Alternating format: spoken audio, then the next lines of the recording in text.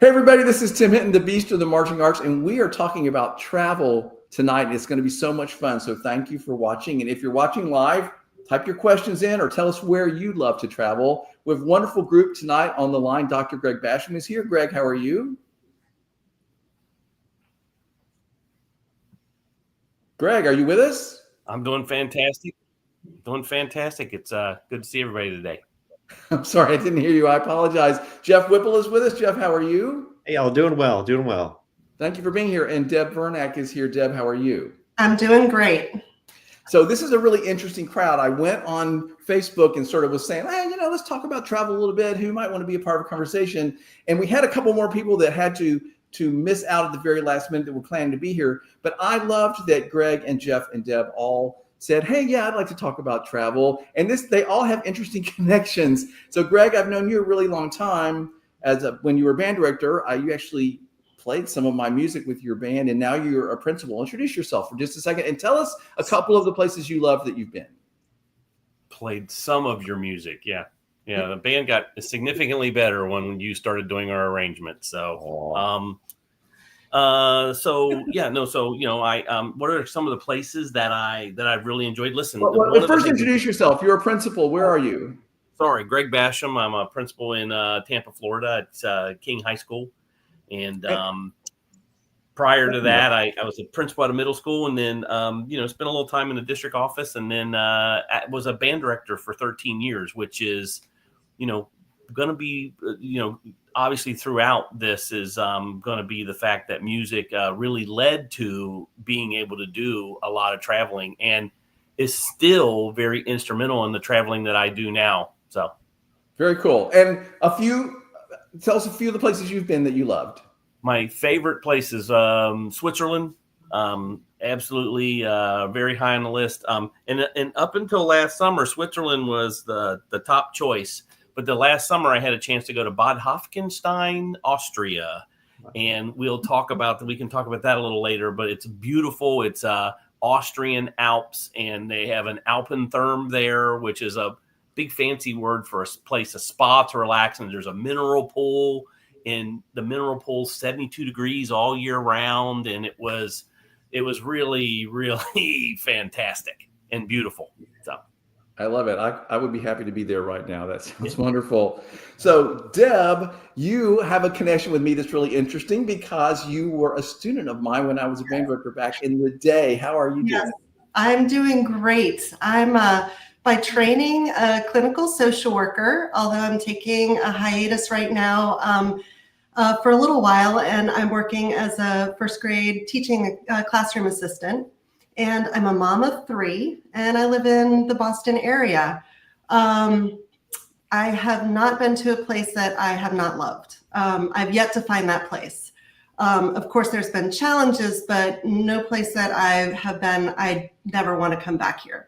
Some of the places that I have loved going to that were just sort of significant, I would say, Japan, India, East Africa, and I don't take your pick of the European countries.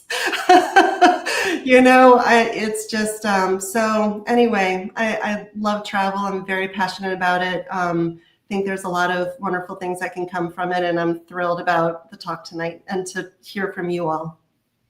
Well, thank you, Deb. Wow, that sounds interesting. I can't wait to hear about some of that travel. It sounds really cool. And Deb, I want you to know that, of course, I knew you as Debbie. Yes. That's okay. And Nowak. I heard you say Vermont. Yeah. That's right. So just warning everybody if I call her Debbie, but that's okay. That's what my family calls me, Debbie. It's okay. No, but I'll answer to it. I was so happy to see you when you responded to us talking about travel. And when I think of you and all in those times, I always smile and have really, really fun. Yeah. Really nice. Yeah. So Jeff, I know you because we've had some conversations about the marching arts, and you are like a super kind of go-getter, on the move, doing great stuff guy in the marching arts. So tell us about yourself. Sure. Yeah. So I just moved to Ohio, actually from Arizona. So really taking the travel thing to heart and getting around the country here as well. Do the marching arts full time. So I work with Centerville High School here in Ohio, and in the summer I'm with the Mandarins. And travel, same thing. The marching arts, of course, really opens you up to be able to see so many unique spots. And a personal goal I have in life is to get to every continent. And we've got 5 crossed off the list so far, which is great. I like to try to find some of the more adventurous spots or things that maybe are a little bit more off the beaten path. So I've gotten to kind of trek through the jungles of Costa Rica, been to Mount Everest, just got back. I live in my favorite Lord of the Rings life in New Zealand at the end of last year. So anything that is a little more adventurous is right up my alley. Wow, I love it. So it sounds like we've got a great group here tonight, and I'm going to be sharing some of my favorite travel stories too. So it's going to be really fun. So Greg, I'm going to go back to you. Just before we start talking specifically about some of the places we've been and why we loved it, just the benefits of travel. I think it's really important in sort of broadening your worldview of what the world is like and what other people are like. What would you like to say about that? How you think that benefits people that you've met? Well, so so every couple of years, Tim, I still do a thing where it's Florida Ambassadors of Music. So, and we take students from across the state of Florida and we go on a 5-country tour of Europe, right? And so one of the things that I talk to the families about when we do it is that what the reason why I still do is I in all honesty, when I first got approached back in 2010 to take some of my own kids from my band program, I told them no like 4 times because I had done drum corps for 7 years and I just had visions of sleeping on gym floors and schlepping our stuff on and off of a bus, a charter every day, like a concert every day. And all I was going to be doing is moving stuff all over Europe. I was like, no, I zero interest in doing that. And so Don McTavish called me back and he's like, Greg, just go one time. Just go one time. If you don't like it, you never have to go again. So I went and it turned out to be a great trip. And I was like, well, I'm probably only going to go once because I really don't think I'm going to enjoy this. Like, yeah, do I want to see these parts of Europe? Yes, but I don't think I'm going to enjoy it. So I'm going to go once. So I took my wife and I took my daughter.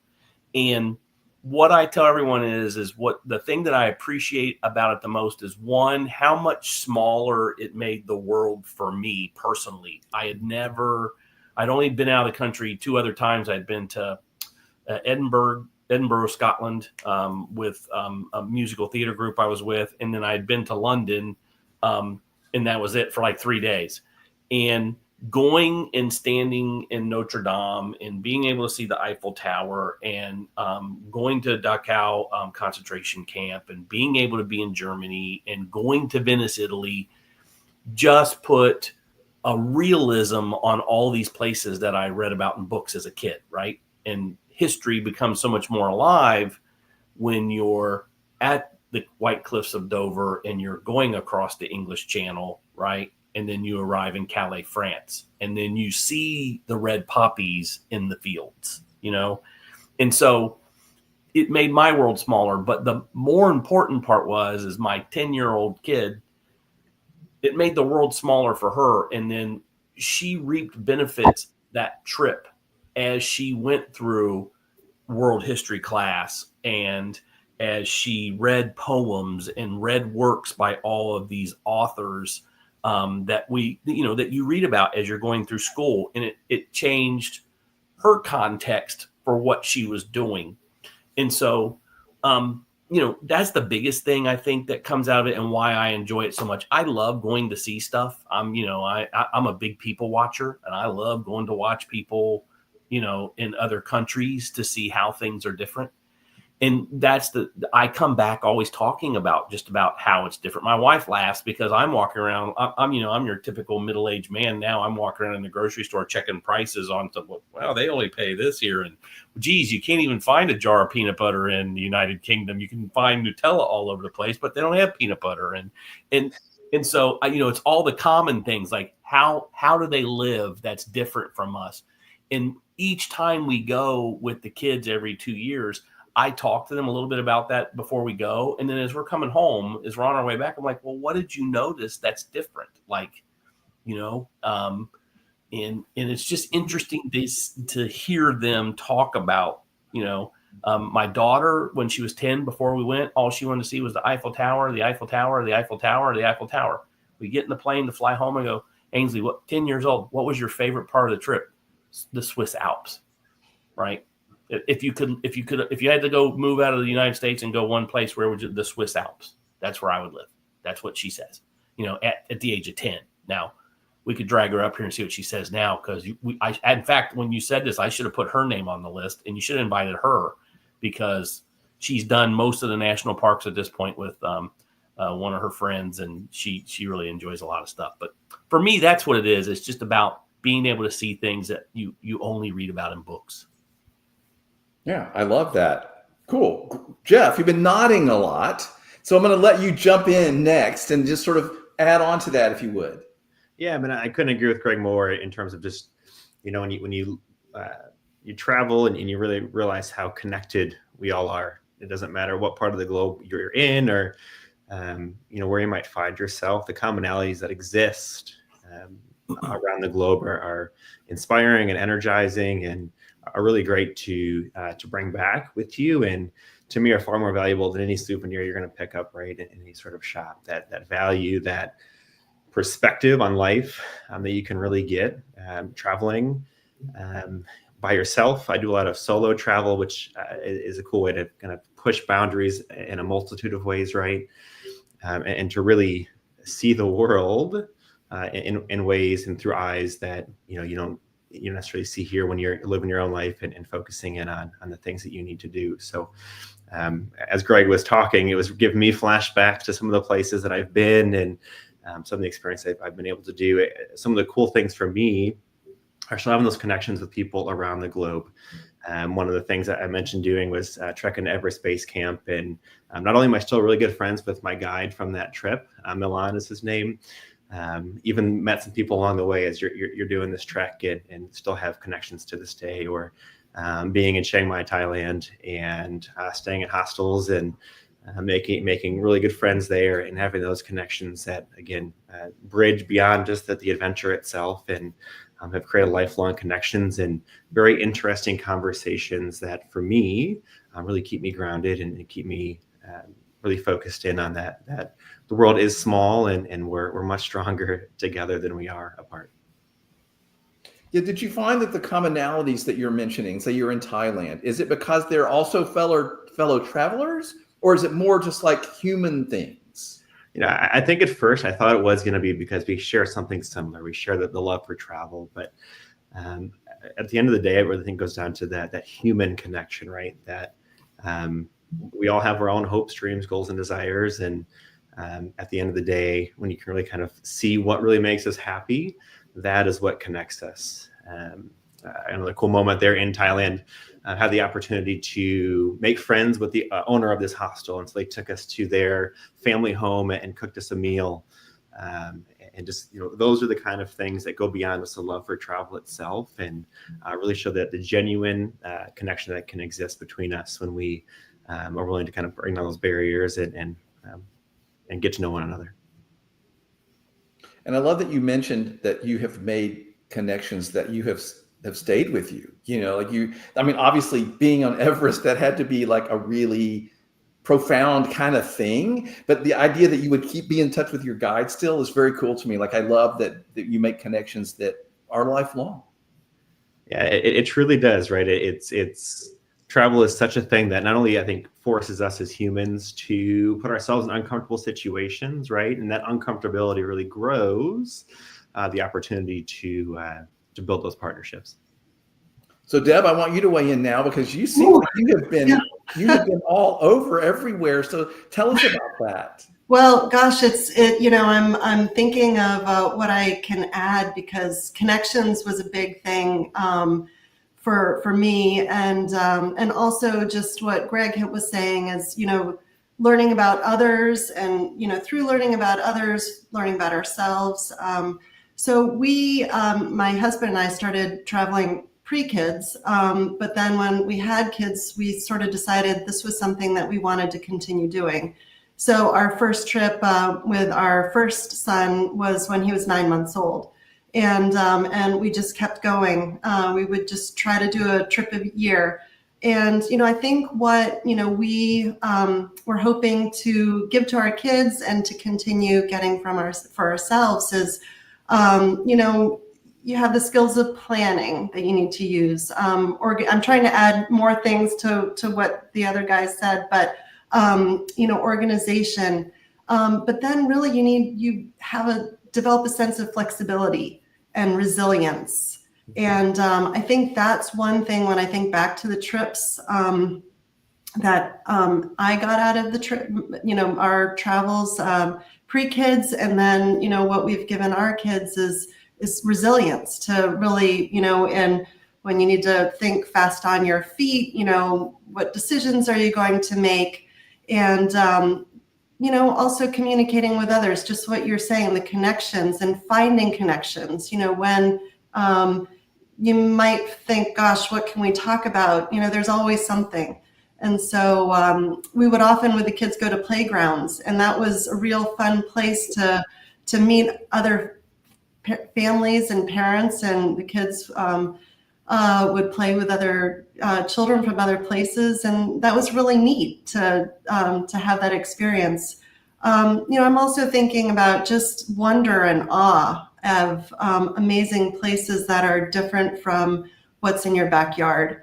Both the big things like, the Eiffel Tower and, other things that we've talked about, places that we've talked about, but also like little things like going into supermarkets. We always go into a supermarket wherever we go, just to, see what's there and compare what's the similar, what's different. I think you're talking about that with, the peanut butter and the Nutella and things like that. Places like Japan, it's just, wild because there are similarities, but there's a lot of differences. And it's just really interesting to go and see how other people live. It's interesting that you mentioned the going to parks. So the last time we went to Paris, we had an opportunity to go to, and I need to look up the name of the park. We had an opportunity to go to a park in Paris and do a concert. Well, while we were there, it's basically what Central Park was modeled after. Mm-hmm. They have a zoo there. They have rides for the kids. They have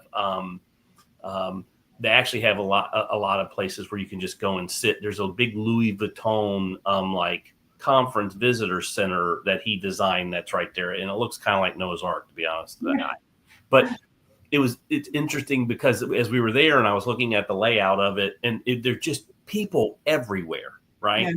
Yeah. And the amount of people that showed up to watch a bunch of kids from Florida do a concert and buy a sandwich from the cart and then lay down on the grass and eat a sandwich, like with no cell phone in sight. Yeah. Is to your point about just the value that they have on family and the time that they spend. And again, for me, as the kids are playing their concert, I'm sitting around stupefied at how many people showed up to a concert in Paris, France to listen to some, group of high school kids but again, just the scale of the park and how nice it was, and then again, drawing that correlation between, well, this was here first and then New York City came along, And so those are the kinds of things that I really like as well. Yeah, it's fun going to different places and really noting the connections and the similarities of different cultures. The onsens in Japan, and then there's the baths in Budapest, and then there's the baths in Baden-Baden, Germany. It's just so that's water. There's music. Art, it's just all the different connections. We're so intertwined, and it's really interesting to see those connections. Yeah, you're both making me think of, so I was just in New Zealand in November of this past year and went to a supermarket, right, just to get some snacks. And there was a little band playing outside, playing some Christmas music. And of course, being a trumpet player, I had to go listen, and they stopped playing. I went over to the band leader and started making conversation with him. And turns out he had actually studied in Nebraska. And all of a sudden we started knowing some people. There I am on the other side of the globe, down in Middle Earth, and Middle Earth. Just by virtue of a happen chance conversation at a supermarket, you're able to bond not only over music, right, that commonality, but also turns out you might even know some people, and it's incredible when you're willing to have that conversation, what it'll do and open up. Yeah. Well, and Greg, to your original point, like it makes the world a smaller place, and you realize the connections and that. And I feel like one of my concerns is for, there are people who never leave their little small town where they are, and that's fine. But like, I wish for them to broaden their horizons. And so this is part of why I wanted to, is that I feel like you get a different, I know that when I left the country for the first time and went to Europe and came home, I was a different person. And I literally looked at everything around me where I lived differently from there on out. And I mean, I just feel like this is really profoundly important for people. Even if you're just going to Chicago, you don't have to go to Paris. But I feel like, Greg, you know what I'm saying? Like I literally, my entire context for everything around me was shifted. Yep.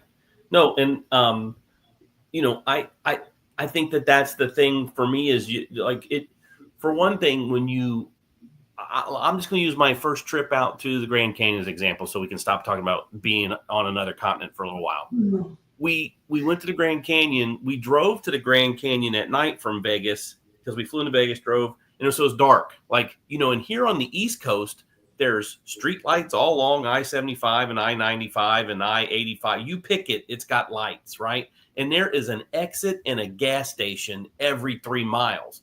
Well, out west, when we were driving back from Grand Canyon to Vegas to get ready to go home, is 73 miles to the next exit.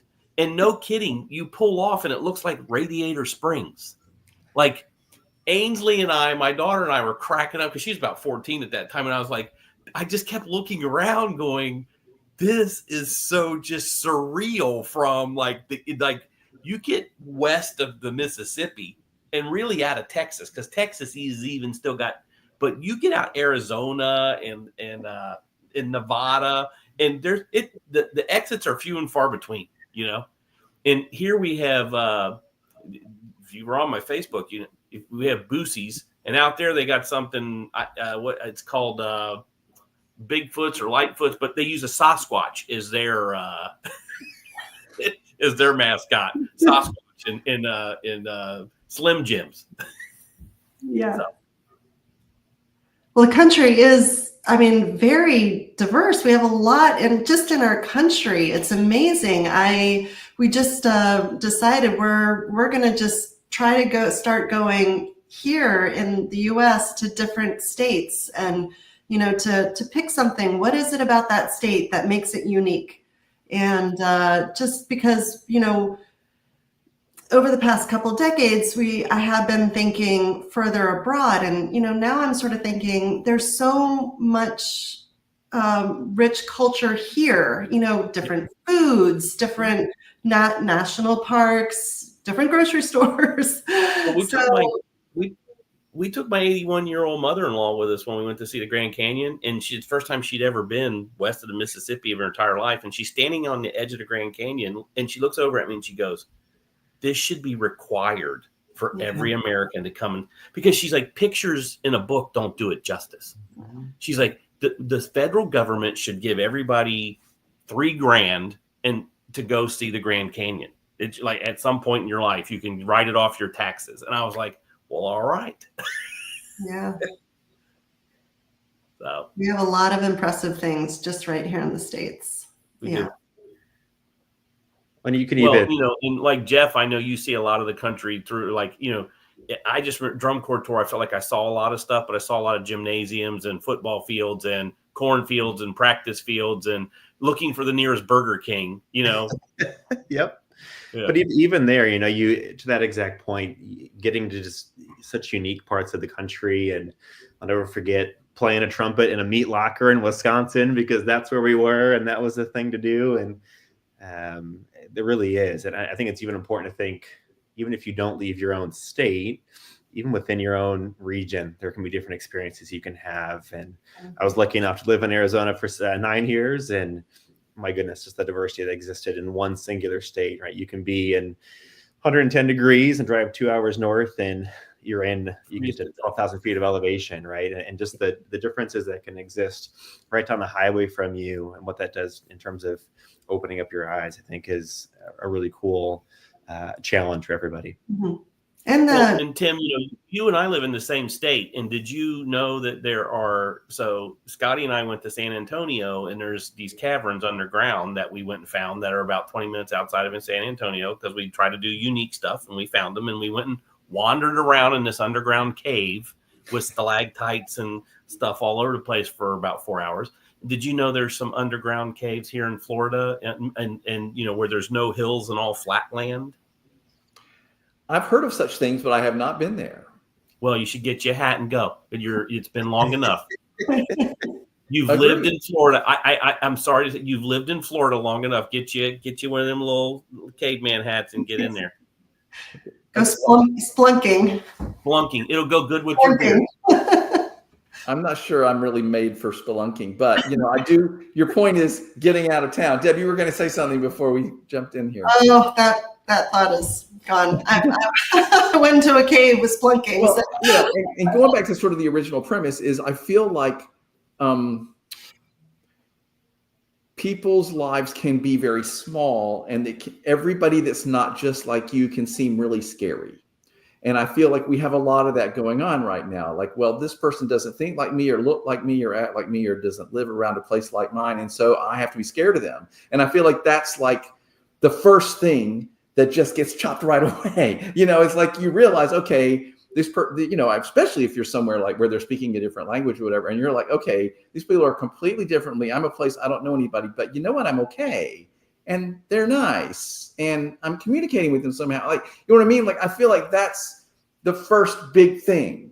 I don't know, Deb, you've been a lot of places. Would you agree with that? Like, that's like, you tell your kids that. Well, I think about travel a lot, and I think about what gets in the way of people traveling. I mean, clearly there's, it takes some resources to go. You need to book a place to stay. And even if you're camping, that's still, you need to make a reservation. And, if you're going in a car, it's gas, transportation, things, so there's resources that, but, there usually most places you can go, you can find some place to stay and, save up and make it work. But, I think the thing that I was going to say is that it's a risk to travel.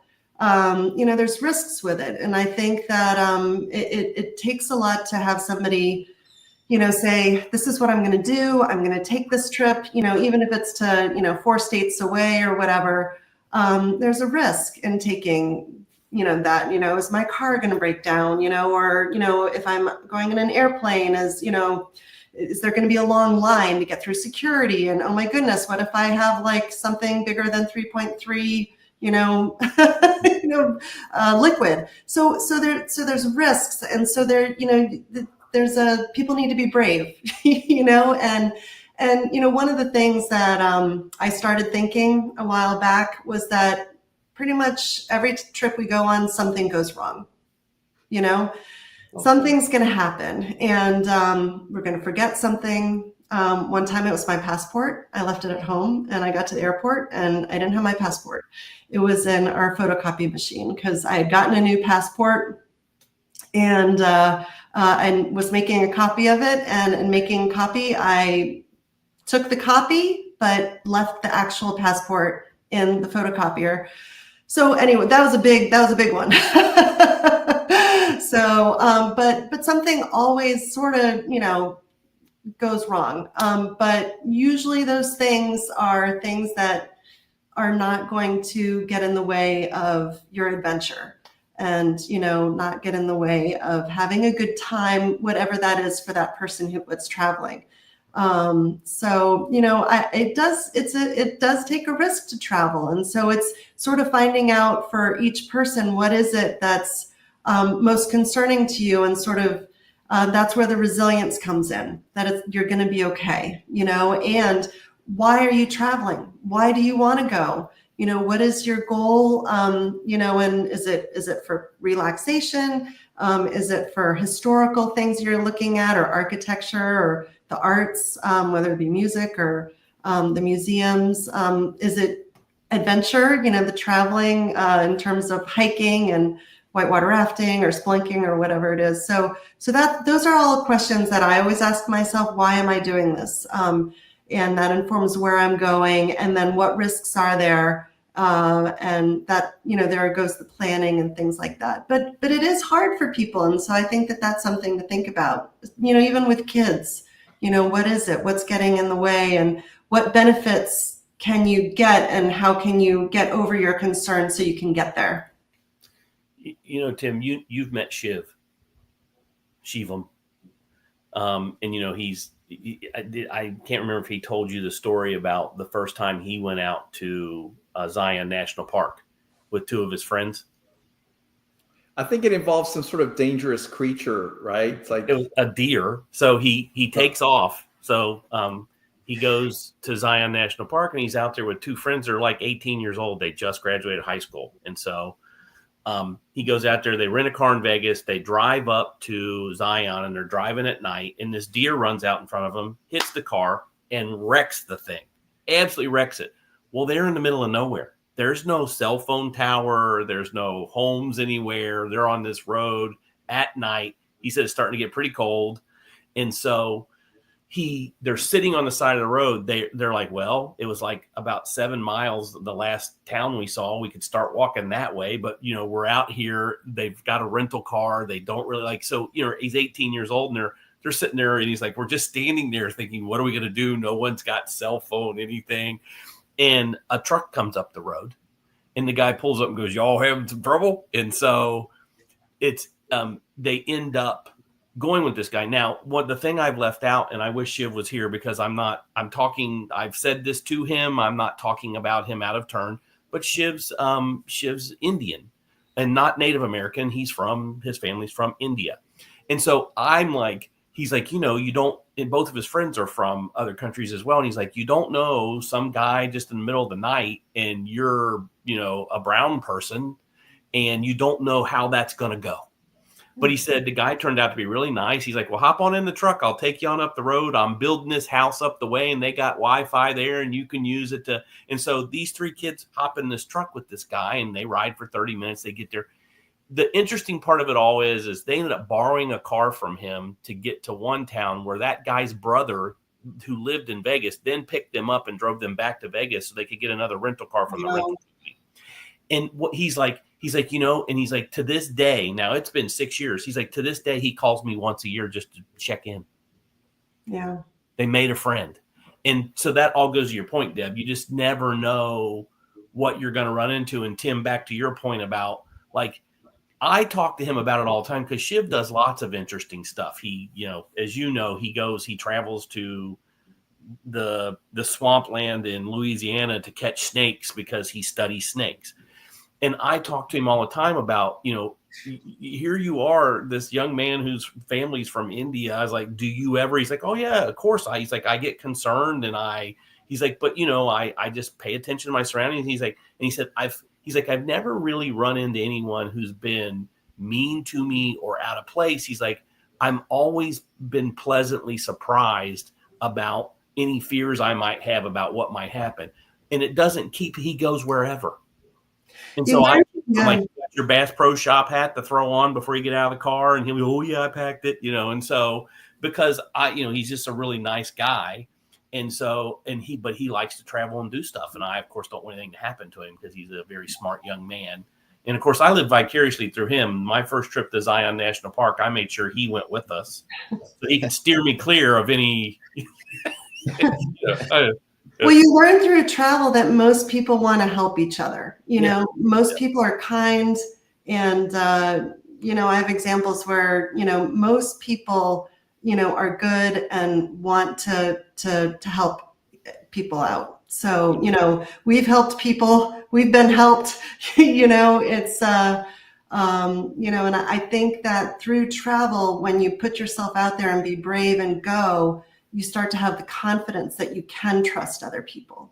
Yeah. And I think trust is another thing that I've been thinking about a lot with travel, is that, you do gain the confidence that you can trust other people, and that there's a lot of good people out there.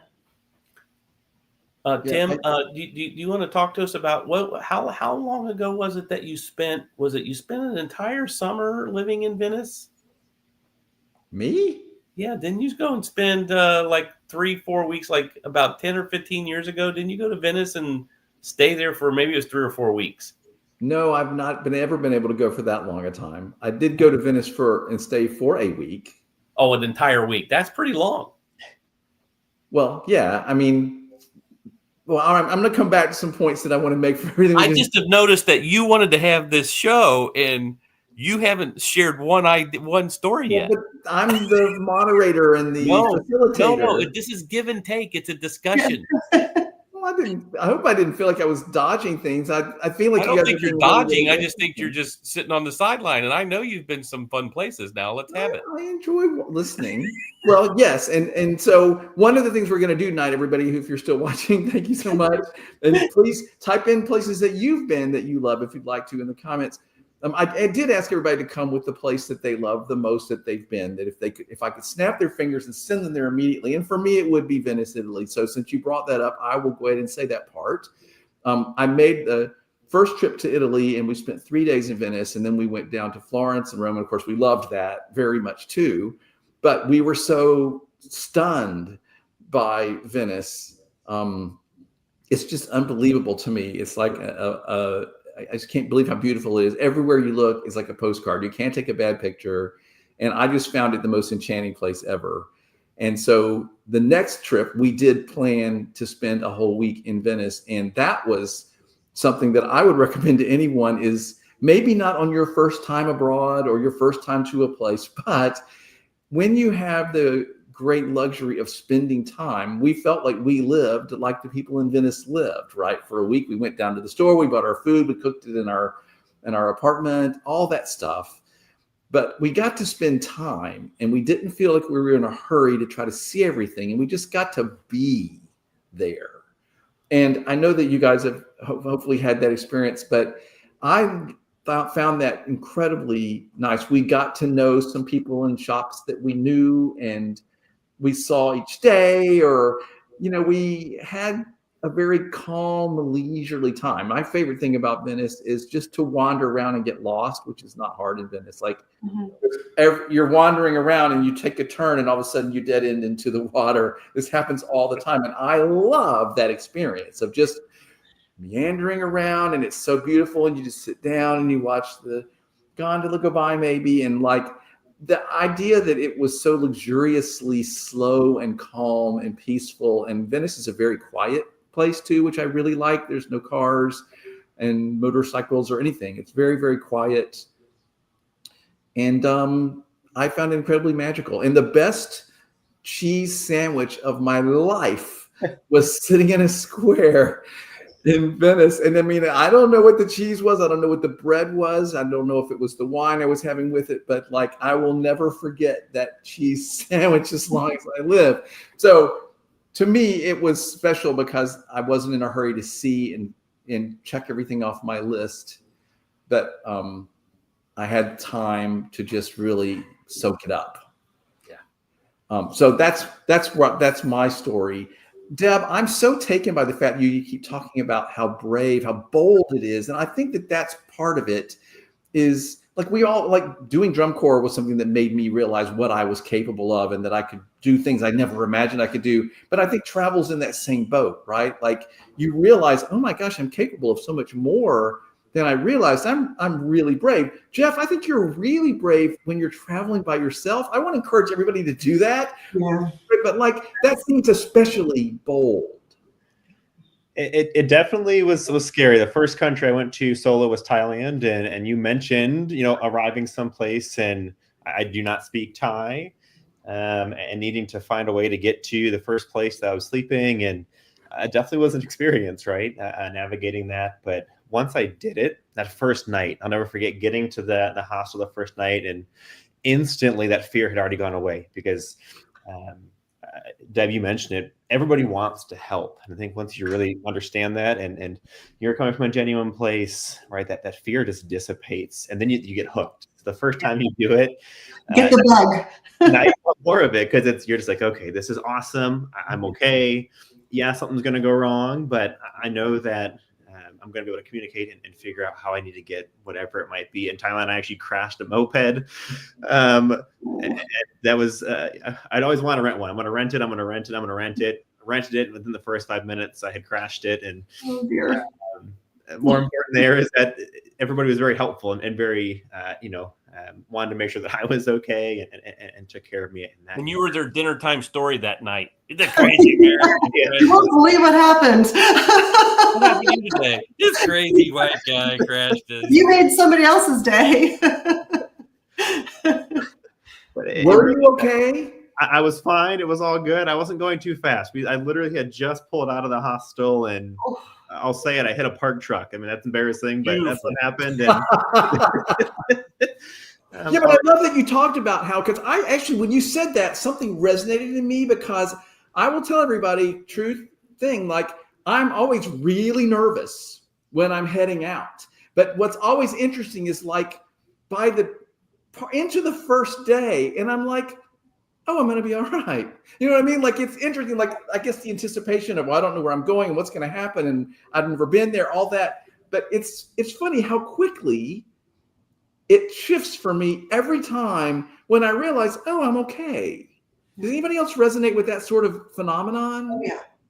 I need to get to the airport and get on the airplane. And once I'm on the airplane, I'm fine. It's going through security. And then, once I'm past security and then, on the airplane, I'm all good. But yeah, no, it's definitely, and I've traveled a little bit, and it's like, I need to just get seated on that airplane, and then, then I'm all right. I'll tell you, for me, and if she were here, she'd shake her head. Like I hate to travel by myself. I like my wife to go. She's my travel buddy. I have zero interest in going to see anything where I can't take her with me, or it's just the way I am. The whole trip is so much more enjoyable for me when she's along. I used to have a position in the district office, and I got sent all over this country to make presentations and meet with people and do stuff. And she never went with me on a single one because I was gone so much. And she'll tell you I was a miserable human being. And I got to go to San Diego, California. I got to go to Salt Lake City, Utah. I went to Boston a bunch of times. I went to New York City, and I just didn't enjoy it. I like being able to have her with me so that when I do have time, even if I'm working to do something, I get to do it with her. So. Well, Back I to get that. Deb was saying before, I brought up the thing about having Shiv go to Zion National Park with us the first time.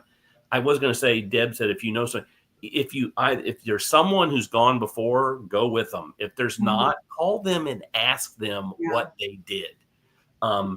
There's a couple years ago, we wanted to do the coast of California. Everybody says, drive the Pacific Coast Highway. And so we did. And so, we're both educators, and we do fine. But as I started doing the trip, I was calling people who had maybe done it before, and then I looked online. But because I become the trip planner, to fly into San Francisco and then drive down, which is the way most people do it. They start up north, and then they work their way down to Los Angeles, and they fly out of Los Angeles. The flight into San Francisco and out of LA was about $200 or $300 more a piece. So what I did was I priced it out. So we flew into LA because it's cheaper to fly into LA.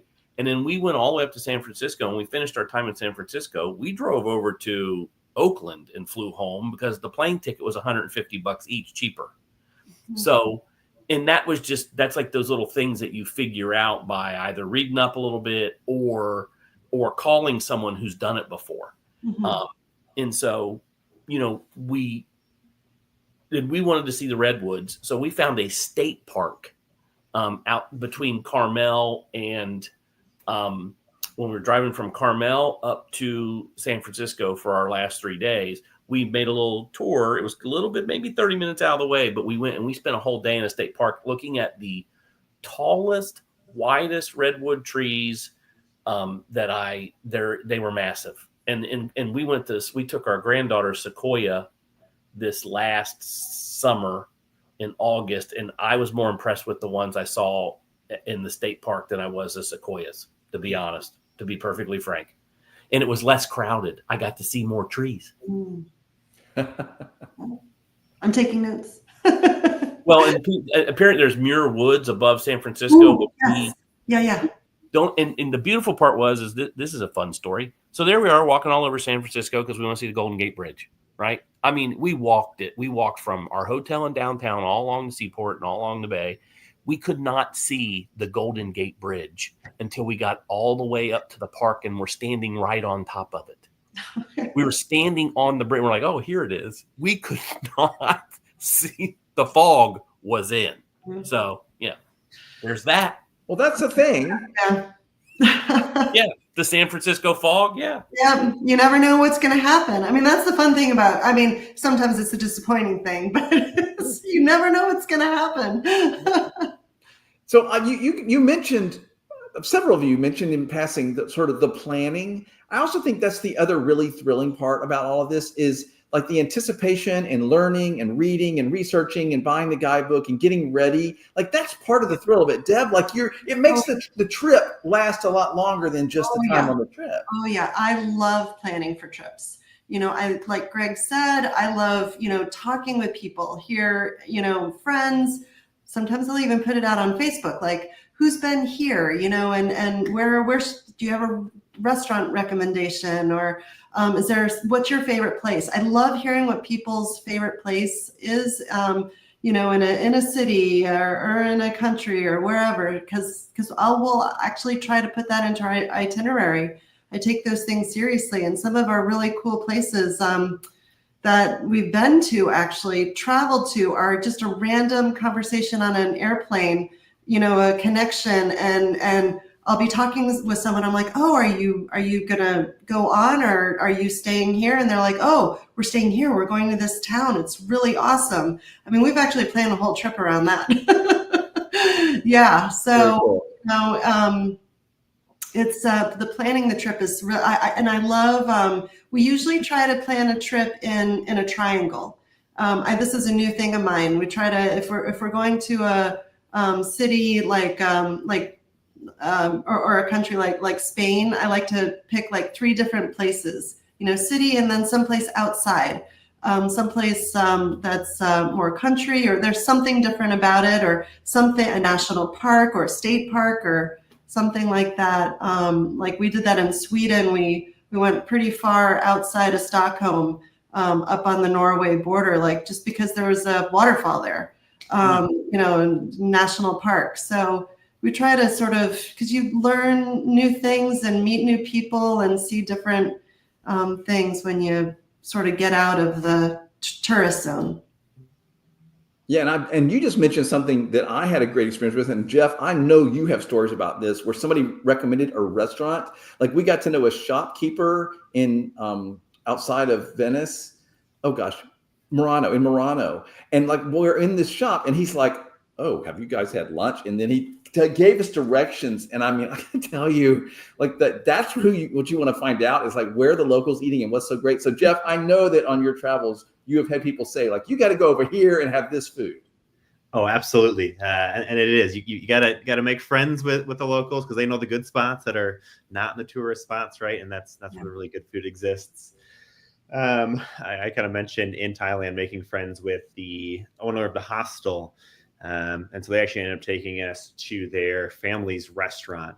The spiciest Thai food I've ever had in my life. I didn't know what Thai spice was at the time, and so here I am just dumping it all in, and they're getting ready to laugh at me, but just super, super delicious. Or one of my favorite spots is Queenstown, New Zealand. Best burger I've ever had in my life. Really? There, and it was all because I went bungee jumping, and talking to the person who was helping me get to that ledge and jump, was recommending, hey, when you get back to town, you've earned this. Go to this spot. It's a great burger. Get this exact burger with these ingredients, and make sure you ask for this. And I sat at a little park right next to this lake and ate it. And it's exactly because I asked, or was talking to somebody that was local to the area who was able to recommend it for us. Awesome. So Jeff, we're starting to get near the end of our hour. I do want everybody to talk about their one favorite spot. So I know it's really hard for those of you that have been a million places, but Jeff, I'm going to ask you, you may have mentioned it already, but if I could snap my fingers and you were there, where would you want to be? It is very, very difficult. But I will still go with Chiang Mai, Thailand. Specifically, there's an elephant nature park that exists there. I could go and just live at the preserve and take care of the elephants all day. And just the cuisine and the authenticity of the people that are there, and just the connections that exist, and the street markets, and the just the vibrancy that exists. It's a place that is still very near and dear to my heart. I love it. So Deb, I'm going to come to you. Snapping my fingers. I mean, you've been so many places. This is just a painful question for me to answer, but but I will answer it. And I'll answer it concisely. If I had to be anywhere right now, I'd go to San Sebastian, Spain. It was one of our favorite places, and I always said I wanted to go back there. So that's where I'd probably go. Tell us about it. Why do you love it? Oh, well, it might have been just a timing thing. I feel like that's a lot of things with, it's just a feeling that, that we had when we were there. And so again, like with timing, I think, it could be a lot of different places, but the tapas, the food scene there, was just so exciting and fun, really interactive. You're just going up and picking tapas and just saying, what this, and this, and you're with a bunch of other people. What I loved about it was that the beach is beautiful, and then there's just people walking, and intergenerational. That's what I remember. So it's been a while. It was 2013 when I was there, so it's been a while. But just the intergenerational, just people watching, and people from, all over Spain and elsewhere. It's probably changed a lot, actually. I don't really know, but it just was a really wonderful feeling there. Well, and I like that you're describing it that way, because that's part of it, everybody. Is like it is partly being in that place, but part of it is like this moment in time in my life with the right people, or the right, like, that's part of what makes this magical memory that we're describing. But that's okay. I mean, it doesn't matter how this moment happened. But I love the way you described that. That makes me want to go. Like all these conversations do. I want to go to all these places. Greg, I'm going to ask you to name your spot. Where would you want to be if I could snap my fingers? I don't want to be that guy but do I have access to a vehicle, or am I stuck there? Am I allowed to leave, or is it just for like a day, or are we there for a week? Because I'm a little ADD, as you know, so my answer changes, because what do you want to do? Most beautiful place I've been is Switzerland, and you have Lake Geneva and Zermatt where the Matterhorn is. It's beautiful. What could you But it would be. Wait. Let's say this. You get to decide the conditions. Okay. I think I still would pick London, England, because I'm such a big history buff, and the fact that the Roman wall still runs through London, England, and you can go stand on a wall built by the Romans, and the Tower Bridge is there, and there's castles, and you can walk the city if you want, but they have great transportation, and there's a lot of culture there. And like if you said, well, you gotta leave the United States, that'd be it.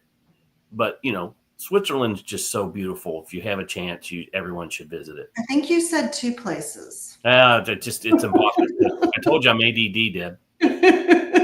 No, the rules aren't that strict here. I just want to inspire people to travel, and I wanted to just share some of our favorite memories.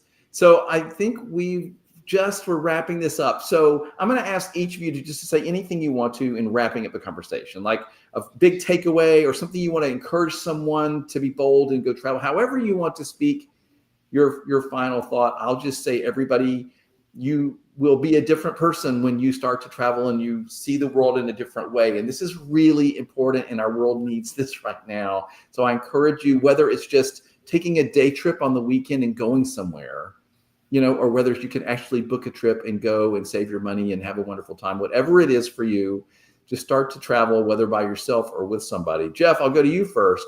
Final thoughts you want to leave everybody with? I'm going to share a quote that I think about when I'm traveling. It's do one thing each day that is so far outside of your comfort zone, you don't know how to get back. And so if you're considering traveling, right, if you're considering any of that, that could be a small step at home, doing some activity that maybe you've been thinking about that is exciting, and that might start to really catch that spark for you. But I'm confident that as you take that next step and you travel to another state or to another city, to another country, yes, you'll feel that fear, but as we've all kind of mentioned, on the other side of that fear is going to be something that you'll never be able to pay for or to buy, because the value is just so immense. So do it, take the jump, and you'll never regret it. That is wonderful advice. And Jeff, I want to say, man, thank you for the great experiences that you give everybody that you work with. And I'm looking forward to seeing the magic you guys are going to work with the Mandarins this summer. Because we just had a recent conversation with Becca Anderson. If you guys didn't see that, you should check that out on YouTube. And Jeff, thank you for what you're doing for those students and the experience you're going to give them. Thank you. So Deb, I'm going to let you go. Final thoughts you want to leave everybody with. All right. I love Jeff's.